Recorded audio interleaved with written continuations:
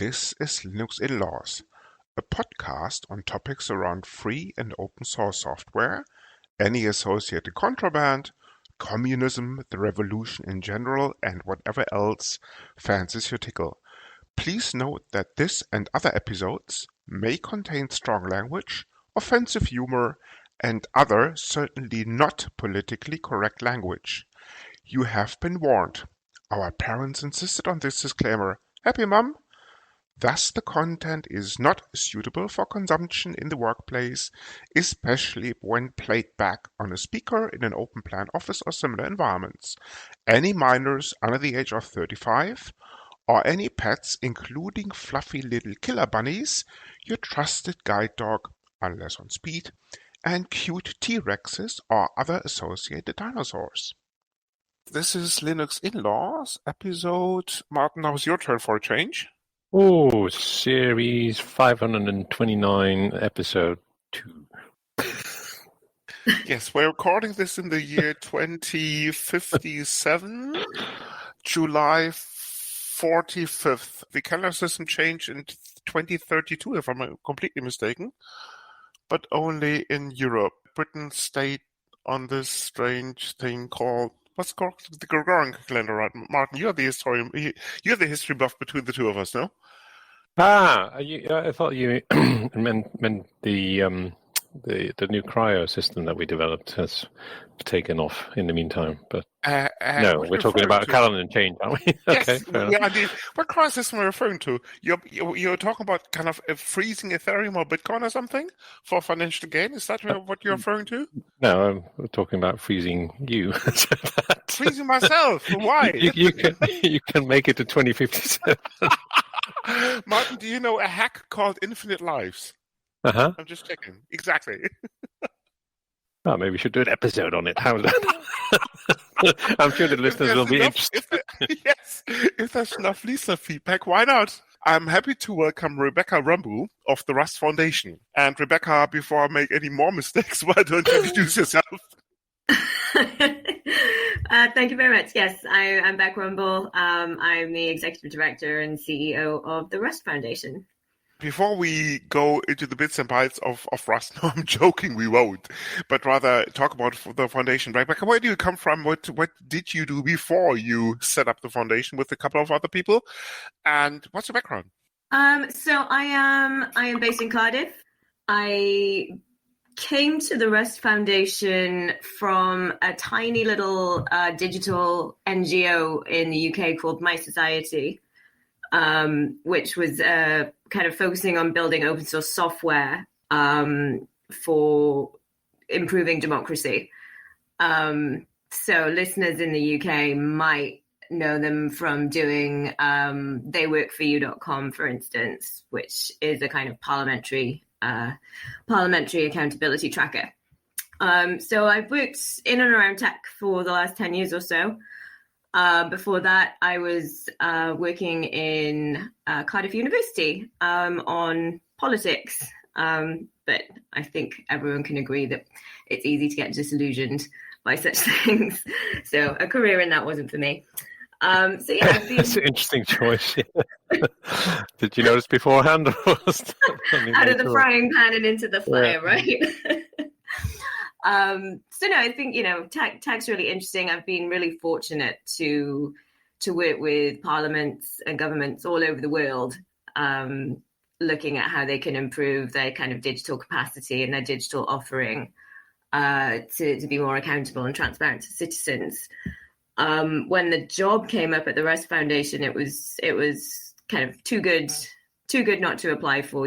Rust is a really kind of cool young language. And the foundation had just been set up, involvement from a lot of big players. A lot of the community had been really involved in building it as well. So I was very fortunate to be offered a home here. And yeah, I'm coming up to being here a year soon.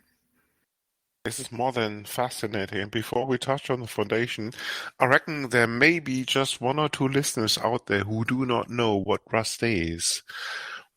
Maybe you can kind of give us a whirlwind tour about this new technology, because you see, at over the last weekend, I was at a conference giving a presentation as an introductory presentation on Rust, and it was a tiny community conference in the very northern part of Germany called Schleswig-Holstein, and they had about 200 participants. A quarter of them actually were in the room. We had that size again in the stream. So I take it Rust is quite hot at the moment in the industry. It really is. But, to answer your first question, what is Rust? It still feels like a pretty young language. It's a non-garbage collector language. It's memory safe. It's pretty secure. It's pretty reliable, and it's pretty damn fast. So it's something that a lot of people that have, struggled with other languages in the past, especially things like, C++, they're looking at Rust and seeing maybe, some different ways of doing things that appeal to them. I mean, Rust is one of lots of different languages. And just because I think Rust is awesome, it's not to say that it's the best thing for everything. But certainly systems programming, it's way out there, and, it's a good tool for very specific jobs. But yeah, it's one of many, but it's really cool. It's growing all the time. It's got a really young, really kind of passionate, maintainer community as well, which makes it pretty special. Which is interesting because, as time goes by, and especially, I'm tempted to say, during the last 4 to 5 years, maybe 3 years, a lot of projects, never mind companies, have been picking up that technology. Needless to say, Mozilla Foundation comes to mind because they incorporated this in, I think it was Firefox 57 with a rendering engine called, what was it called? It wasn't called Quantum. I think Quantum was the technology, but the rendering extension was called something else. Details people will be in the show notes, hopefully. Anyway, but other technologies, and for example, the Tor project, as in the Onion router, just announced that they started to replace part of the C and C++ code base with Rust in as part of the protocol stack. And never mind, other projects are taking a very serious look at the technology. For example, there's this tiny operating system kernel, ancient and not used very widely, called Linux. Not very about it. And there was a Linux Plumber conference presentation about 2 years ago, and as of version 6 of the kernel, a nutter called Linus Torvalds actually has blessed the deployment of Rust as part of the kernel itself officially. I take it, and now joke aside, people, Linux is probably the most widely used operating system on the planet.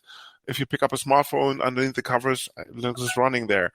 So as part of Android. So given the fact that this has now, what's what I'm looking for, received an official blessing from one of the most important technology drivers, I suppose, there must be something to this language, or technology rather. Never mind big corporations like Microsoft really pouring money and commitment into this technology at the end of the day. Yeah, it's been a really exciting few months for us, and yeah, it's lovely to be feeling the love and getting this support from, as you say, some of the kind of leading figures in this sphere. I was lucky enough to be at the OSS summit last week in Dublin, and where all the buzz was around, Rust will be in 6.1, which is, it's just incredible. And as you say, that's a kind of endorsement that you can't really pay for. It's a testament to how exciting the language is. In the last few days as well, there's been a lot of other love for Rust, going around on social media and various other channels. So it's an exciting time for us, and it's exciting to see that there's this big broad community now that are just kind of starting to take notice. We hope that those people will become part of our community and start contributing and or investing in making Rust the even greater language. If we take a step back and look at the history of that technology, Rust started out, I think, if I'm completely mistaken, in 2009 or 2010, when Mozilla decided it was time to put a stop to the exploding technical depth of the technology stack, because at the time, Firefox was written in something called XUL, JavaScript to some extent, if I'm completely mistaken, C and C++, and some other technologies. And with that zoo, I can certainly imagine that maintaining this technology stack becomes very expensive over time. Never mind, the performance was suffering too, and that's probably the reason why Mozilla as such sat down or some people at Mozilla sat down and devised a new language. But for the first, I'm almost tempted to say 5 to 7 years, it was just a Mozilla project, right? More or less. Mm-hmm. Yeah. It got to the point where I think Mozilla quite rightly looked at it and thought, we've really got something here, but it doesn't belong to kind of just live inside Mozilla in order for it to grow, in order for it to gain kind of the kind of traction it needs to really take off. It needed to be kind of spun out on its own and not seen to be kind of just a Mozilla product. Them doing that, for the good of the language, really helped, I think, to supercharge it. And what was Mozilla's primary motivation, for want of a better expression, to spin off the foundation, or was that something really separate from Mozilla? So I only got involved around this time last year. So I wasn't present when it was kind of spun out of Mozilla. There was a little time there where it took a while to get the foundation up and running. Getting professional organizations going is not something that happens overnight. It takes an awful lot of time and pain, and talking to people and persuading people to come on board. And I can't take credit for any of that. That was the interim executive director, Ashley Williams, who was around during those crucial early months of the foundation. Other than that, I'm not really sure. I do think that when we're talking about Mozilla's motivations, and Mozilla continue to have a keen interest in Rust. Mozilla are one of our platinum members. They have a board seat, and they're very, very. They continue to be very, very supportive of Rust.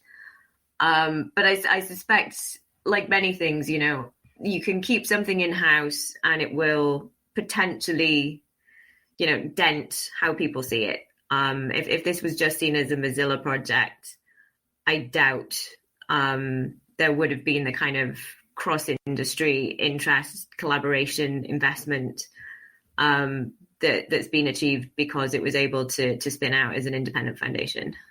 Given the fact that the forming of the foundation took place before, how can I put this diplomatically, before Mozilla decides to send the Russians, or worse, the former way,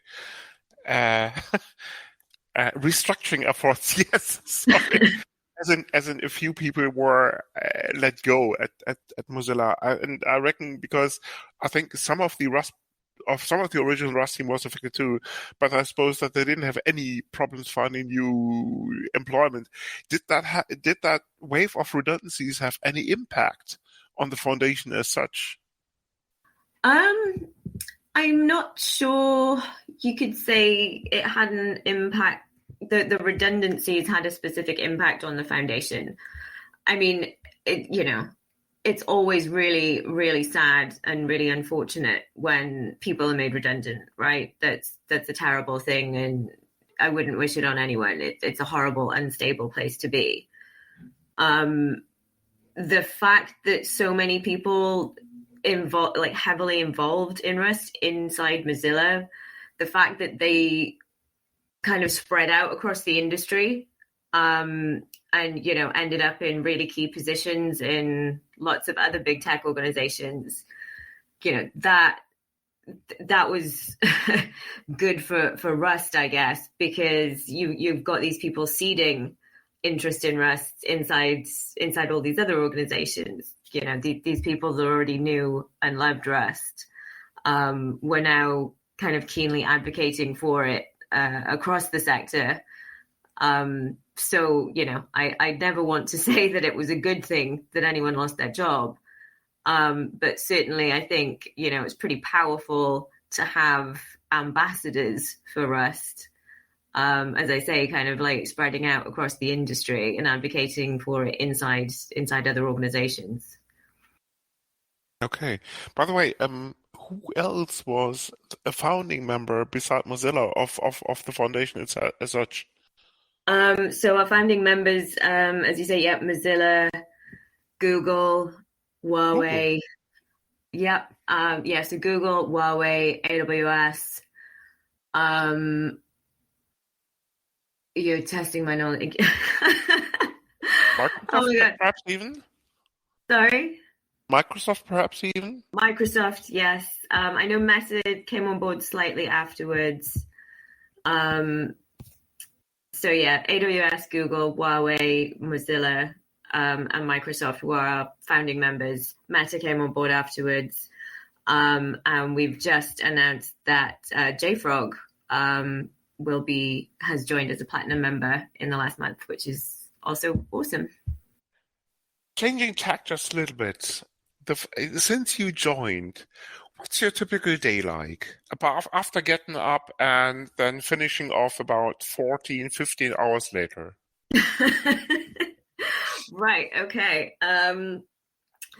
So Rust is global. Therefore, time, normal office hours are not a thing. So I could be on a really, really early call with, our partners in Asia, or, I could be, taking calls right up until midnight sometimes. Our board meetings for my local time are between 10 p.m. and midnight.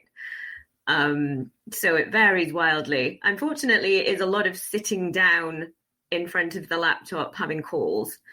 That's inevitable. I think we all thought once COVID was over, we might see people in real life again, but that hasn't worked out. It sounded like you've been to Dublin last week to the OSS Summit. It is. I'm one of those people that loves meeting people in real life. And I find, I think as everyone does, the hallway track at conferences, just all sorts of exciting stuff tends to come out of those. It's been really great to do that. And, Dublin at the Open Source Summit last week, that was a great event. Lots of love for Rust, which was amazing. That's the exception. Normally a day consists of just, speaking to lots and lots and lots of different stakeholders in Rust, promoting Rust, fundraising, making sure that not only can the foundation, support the very basic infrastructure, but that we can, support some of the maintainers, that we can employ people to work on key areas, that kind of stuff. That's interesting. So is one of the goals then of the foundation to actually help the developers of Rust? Absolutely. Okay. Absolutely. I mean, all foundations seem a little bit different. When I came into this job, I kind of looked around and thought, okay, well, surely I don't have to invent everything myself. Surely these other foundations have got it down. But everyone is got their own little quirks. So even though you can kind of, look at how other foundations are doing things, for one reason or another, it might not be the right solution for your particular community. So it's been a lot of trying not to reinvent wheels, but certainly tweaking them. Rebecca, speaking of the foundation, since you joined, what actually happened over the last year, and where do you see, apart from promoting Rust, where do you see the focus of the foundation, given the rather impressive sponsorship structure, never mind the attention that Rust has gotten in the last, I'm tempted to say, 2 to 3 years, significantly on a global level? That's 4 questions rolled into one. I'm going to try and see some of those. Max yourself out, by all means. So the purpose of the foundation is to steward the language, which is it's a bit of a weird way to describe what we do. And I guess different people sitting in my position might think differently about what being a steward of the language actually means. Working with the board, who are all massively invested in Rust, we kind of figure that means obviously supporting the maintainers, because without them, there would be no Rust. But making sure that Rust is being nurtured, that it's able to grow, but it's able to grow well for the future. So the priorities of the foundation are sort of focused on achieving those reasonably large but reasonably well-defined goals. So maintainer support is obviously sometimes that's financial. Sometimes that's just providing the actual infrastructure to ensure that people can even build and store their crates, right? There's infrastructure behind all of this that is not free. So we need to provide all of that. We do provide some kind of fellowships. We'll be providing training. There's a kind of program of work that hopefully will ensure that maintainers are supported in whatever way they need to continue their work and to continue doing great things and innovating. The other side of that is the kind of the nurturing part.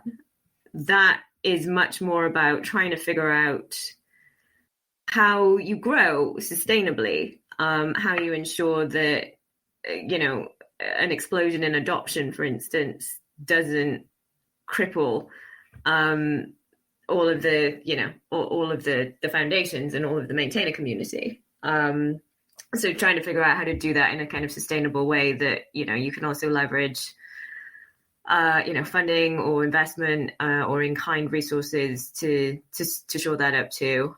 So that's one of the reasons why one of the big things that we've been developing is around kind of infrastructure and security, because those are kind of really important things, really important aspects that there's an awful lot of focus on at the moment. And if you have poor security, that's going to be to the detriment of the Rust brand in the future. So we're investing heavily there. We're working with a lot of other partners on bringing resources to securing Rust and making it kind of safe, secure, and sustainable into the future.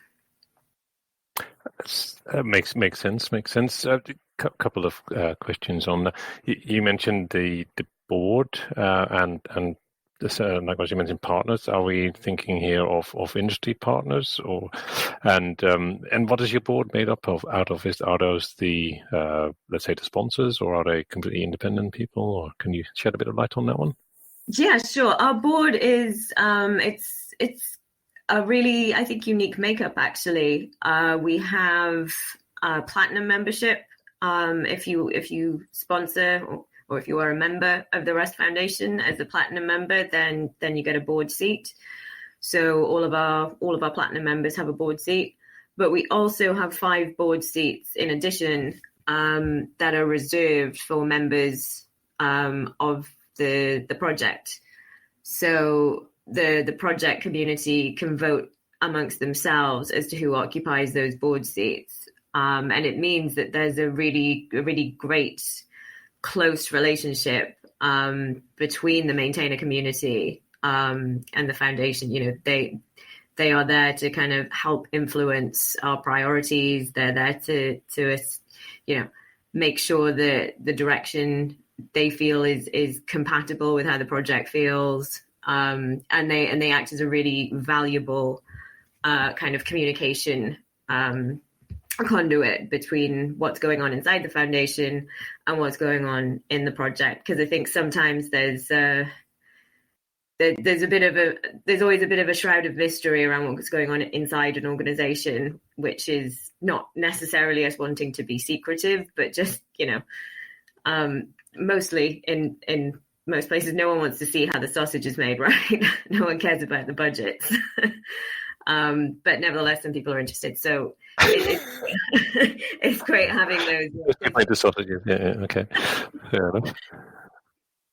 I thought a vital part of open source was actually how the sausage is made. Maybe I'm wrong. Yeah. I suppose one of the reasons you need a foundation is that you can't do a lot of the legal side of things in as an RFC process, right? If you're talking to lawyers and you are working with like trademark policies and that kind of stuff, if you're negotiating sponsorship, but it needs to be kept under embargo because the person giving you all the money wants to make a big splash on a certain day. These are things that unfortunately you just can't do out in the open. So yeah, it's a bit of a fine line sometimes trying to figure out how much we can tell people outside of the organization without kind of overstepping what we've agreed with other people, and we don't always get it right. Yeah, I'm sure the developers are more than happy that you take over those kind of duties, right? They're probably more interested in actually writing the language in the first place and the code. So you're more like a diplomat rather than sounds like the CEO of a foundation. That's a terribly lovely thing to say. I think I would possibly be the worst diplomat in the world. Okay. Are these board meetings recorded by any way? Sound like it might be quite interesting. Yeah. We do publish the minutes within the month, but no, we don't have them. We don't have them publicly yet. There are some other foundations that have their board meetings on YouTube, so maybe at some point.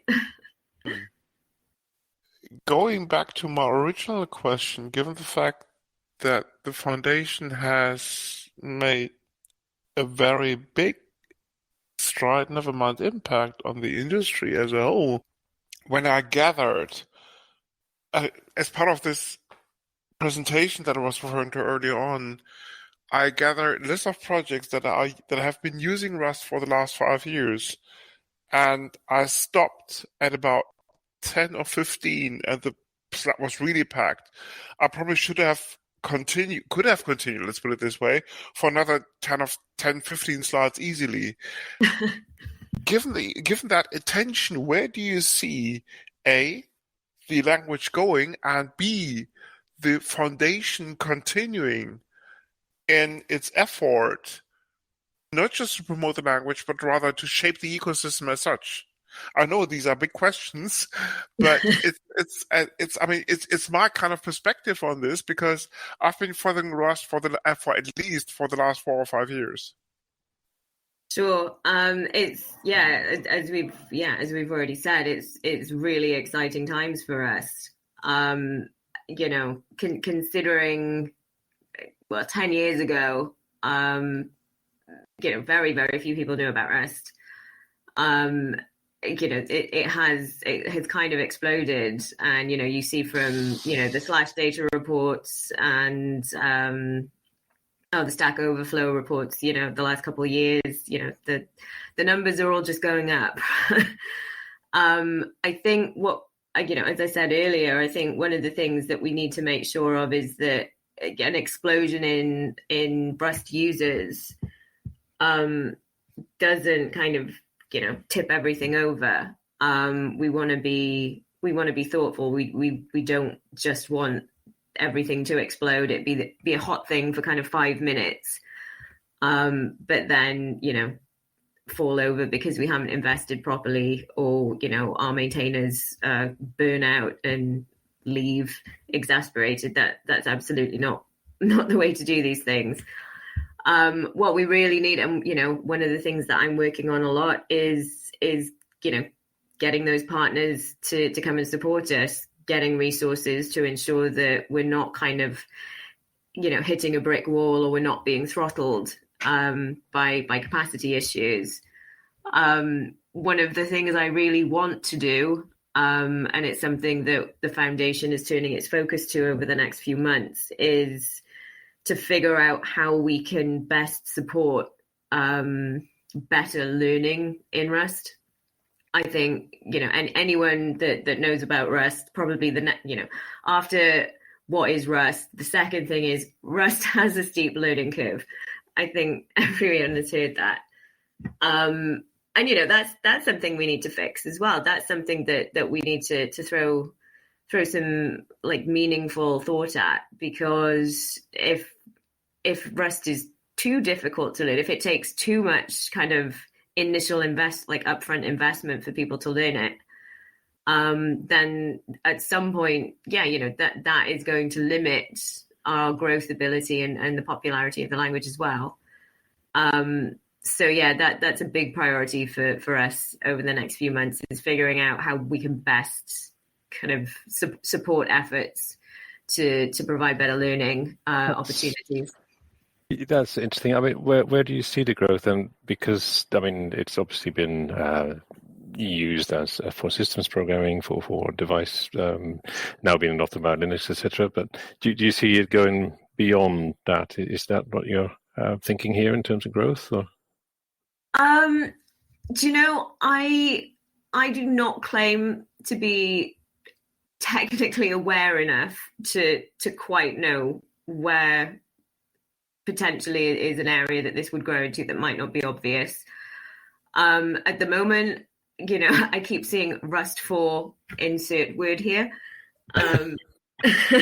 It's gone from Rust's a great systems programming language to Rust for whatever you fancy over the last couple of months.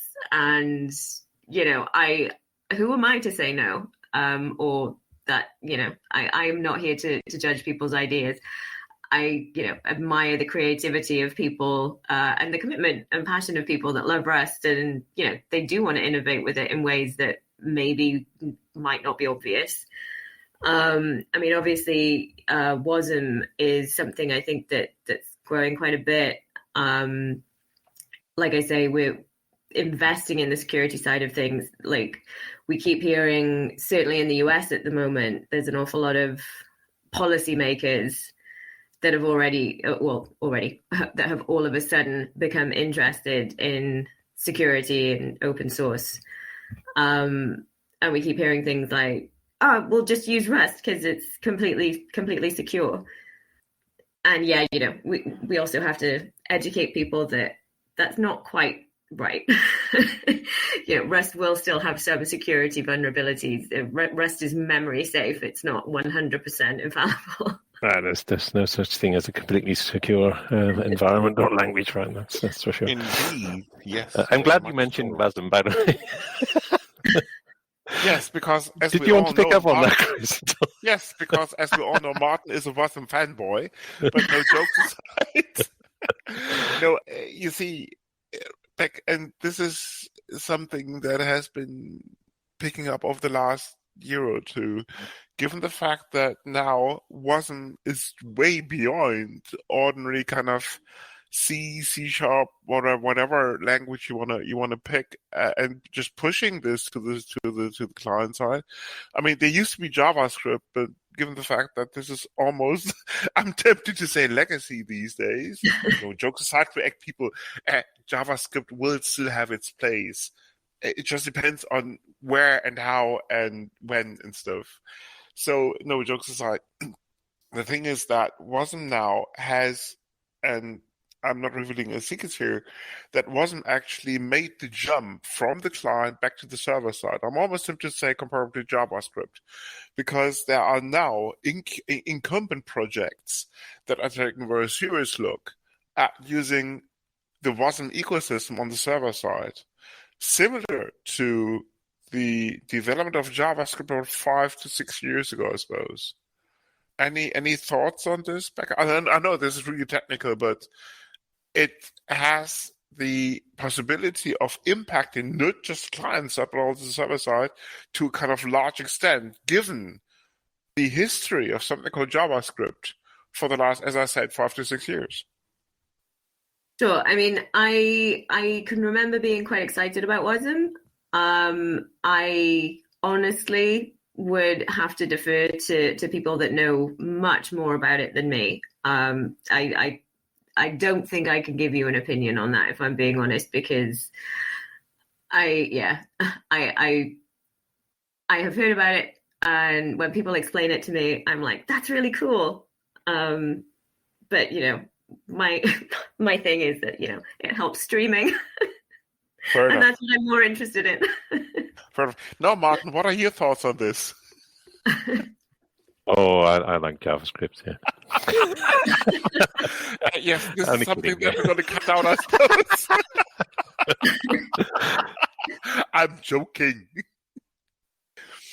Okay, Beck, final thoughts on this. Where do you see this whole foundation going, say, and this is now really speculation time, say, in about 5 to 10 years' time? Oh, 5 to 10 years. Oh God, that feels like a long way away, but I'm sure in like 5 years' time, I'll be sitting here going, gosh, where's it all gone? I think, certainly looking at the next 4 to 5 years, I would like the foundation to be in a more kind of secure financial position, that we are providing really good infrastructure. We're providing more cloud compute capacity. I would like us to be offering a better kind of fellowship opportunity, like mentorship opportunities to increase our pipeline.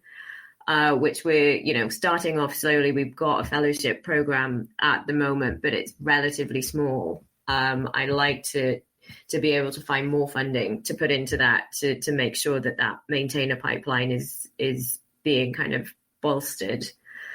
So in 5 years' time, I'd like to see maybe the fellows that we currently have, maybe, on staff in different places, doing awesome stuff with Rust, maybe be, still as maintainers. I'd like the foundation to be plugging obvious gaps where we can't possibly expect maintainers to be doing the work. I'd love to see Rust being used in even more companies, and for those companies to be coming out and saying it. Obviously, recently Microsoft and Meta have both kind of come out swinging for Rust. AWS has already invested massively in it. Google has already invested massively in it. It'd be great to see some of the other tech big boys doing the same and, really kind of taking Rust and flying with it. In 5 years' time, I think Rust could be in a really good, secure, stable place. Moving that out to 10 years, though, I mean, that's getting into God only knows territory, right? This is crystal ball territory. Absolutely, by all means. I have no idea. In 10 years' time, I would like the foundation to still be going strong, to still be supporting people. I'd love it to be staffed by people by then that had come through as maintainers, this year, next year. But I'd love for us also to be a home for other projects. It's something that, again, we're kind of looking into as the Rust ecosystem expands. We'd love to provide a home for other projects that, want to experiment, want to innovate, want to do good work, but would like to, feel spiritually at home at the Rust Foundation, rather than going to other foundations or having to strike out on their own. Makes sense to me. I mean, here's my take on the situation. In about 10 to 15 years' time, WASM 2.0 has taken over the planet. JavaScript, much to Martin's demand. Oh, no. sadness, I'm almost going to say JavaScript is legacy and is no longer relevant neither on the server side nor on the client side. And the preferable the language of choice for any WASM deployment, no, it's not Python, it's not R, it's not C#. Actually, it's Rust. And of course, Fuchsia has taken over Android, and funny enough, much of the ecosystem now running on Fuchsia, as in the app source and stuff, actually is not Java, but rather Rust. But this is just my wild speculation. People, if you have a time traveling device at your disposal, please travel forward and send us feedback to something called feedback@linuxinlaws.eu, because we would really like to know what the Rust situation will be in about 20 or 15 years' time. And with that, Beck, I would like to move us to the picks, or the picks of the week, rather, also known as the Poxies. It's something that we... Actually, wait, before you do that, I was going to ask one final question. Yes. Final question, Go yes. ahead. Is there anything that the foundation needs apart from? I mean, that you mentioned the things that you're planning to do and to achieve, but do you need more? We normally ask the same question to all the if we have people from various software projects on. What would you need for the foundation? Is it more sponsors? Is it, you mentioned more other companies coming out that they're using Rust, but is there anything more? Let's say we need more people to help with, let's say, administration or legal or stuff like that, right?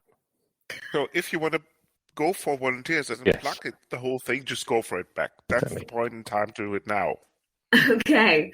The foundation is always looking for additional help, additional support, additional resources. I love it when people want to write me a nice big check with no strings attached. That's always welcome. But not just we love having people come on board as members to work actively with us. We really appreciate it actually when companies maybe they can't provide financial support for us, but they are great at giving us in-kind resources. One of our recent members, JFrog, is very kindly giving us a security researcher, which is amazing. I mean, do you take also small checks? Because Martin will take it to our coffers, but I don't think that's more than... Yes, we're not that well funded. But we're all very small with the money. I will consider small checks. Martin, you heard the word, right? Yeah. No, we're very grateful for any kind of support people can give us. There is absolutely no minimum. But in-kind resources like infrastructure credits, the cloud compute program that we run, the capacity that we get in kind for that is amazing. The project, I know, are a very welcoming and enthusiastic, passionate bunch of people, and they are always looking for people to become new maintainers and new contributors. So if that's what floats people's boat, then I know that there are people there in the community that will welcome you with open arms if that's how you wanted to contribute. But, and we're also open to, people just coming up and saying, hey, we've got an idea. Do you want to work with us on this? There's probably something cool that people want to do out there that we could help with that I don't even know about yet. I couldn't have said it better. People out there listening, Rust is the only programming language that I know, as a veteran of programming language, having been around the block for at least 30 years, that spits out URLs as part of an error message if you got the program code wrong. So in contrast to other languages that kind of blast you with cryptic error messages, Rust takes you by the hand and shows you where the error is and how it's going to be fixed. So people, if you want to be part of this project, just join the whole community effort. And I'm just talking about people who write RFCs or who contribute to code to the code base. Probably talking about people who can maintain the website, like rustlang.org, who can improve Rust by example, which is an excellent tutorial, by the way, to get started on Rust. Because as Beck pointed out, the learning curve for some of us might be steep. learning Rust, especially if you consider Rust to be your first programming language. So I couldn't stress it more. If you have a couple of spare cycles, please join the community effort. Yeah, let's move on to the proxies and pick up the week. Just for you, kind of to explain the whole thing. It's something worth mentioning that has crossed your path within the last couple of weeks. Martin normally goes for Amish adult entertainment websites. I normally mention movies, but really anything goes. I thought you mentioned jams normally, Chris. Whatever. How to make them. Anyway. Yeah. Let's get distracted. Anything goes. Exactly. Anything goes. So it might be even a kind of your favorite kind of jam recipe or something that your grandmother has told you or taught you rather, and that has resurfaced over the last couple of weeks. So really anything goes. Okay. So Beck, what's your box? So I recently learned I'm sorry, this is not a jam recipe. Doesn't matter. Marmalade fun as well. It's not I did recently learn that putting a little spoonful of Marmite into your macaroni and cheese when you're cooking it actually gives it this wonderful umami flavor. We may have to explain to people what Marmite is. Yes, and I thought that would be the perfect recipe for an explosive. Sorry, go ahead, Becca. Please explain. Oh, okay, Marmite. Okay, so I know, like, Australians will know it as like Vegemite, I think. That's right, yeah. I have no idea what it is, what it would be in America.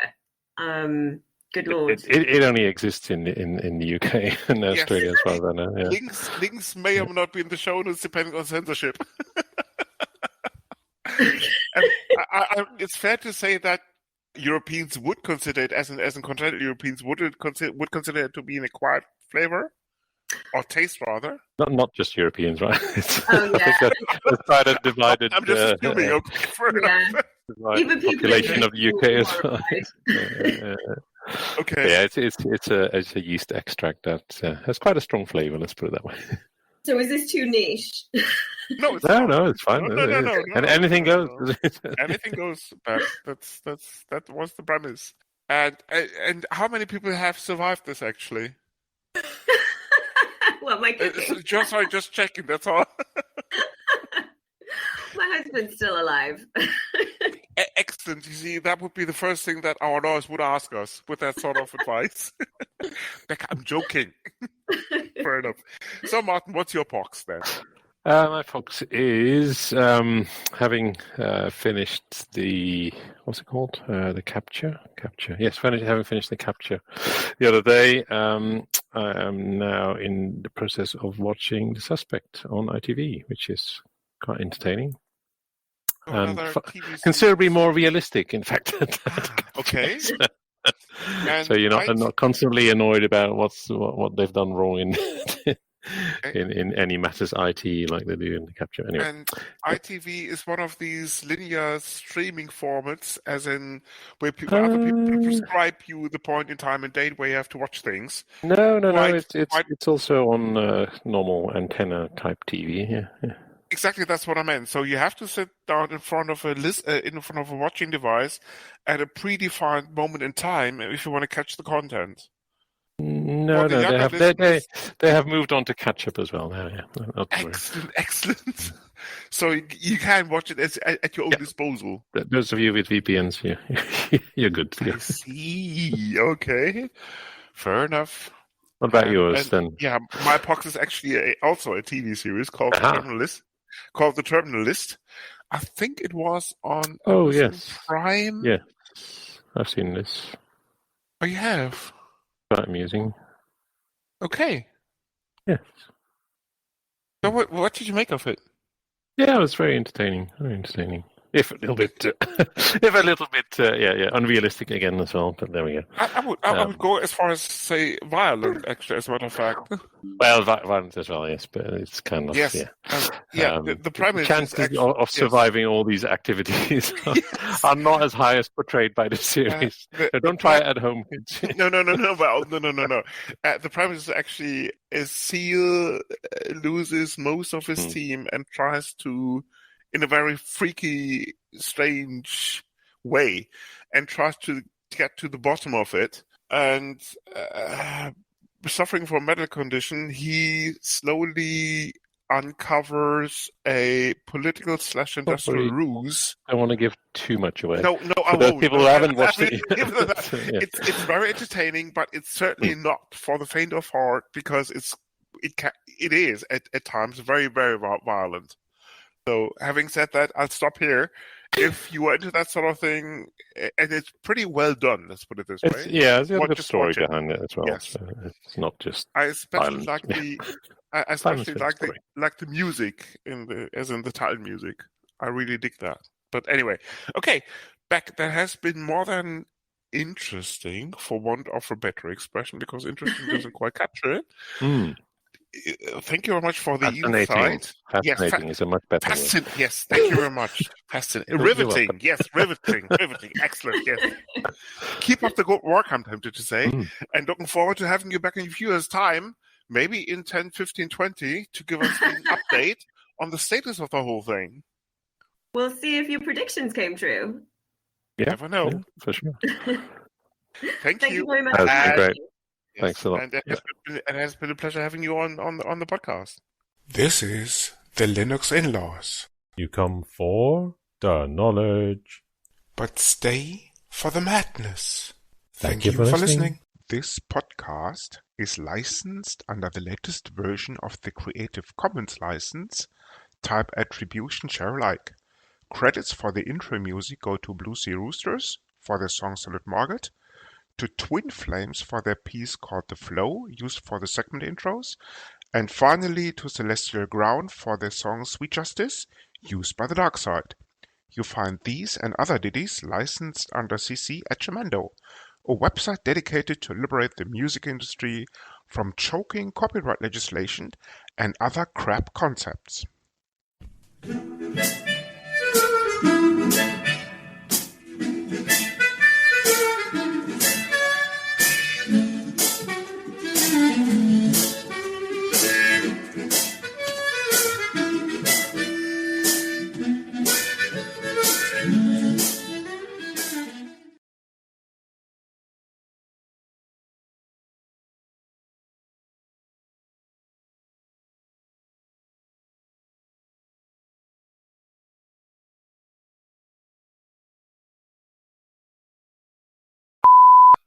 This is not about Infinite Life, but this is rather the weather podcast about the UK. So, Martin, how are things over there in the kingdom?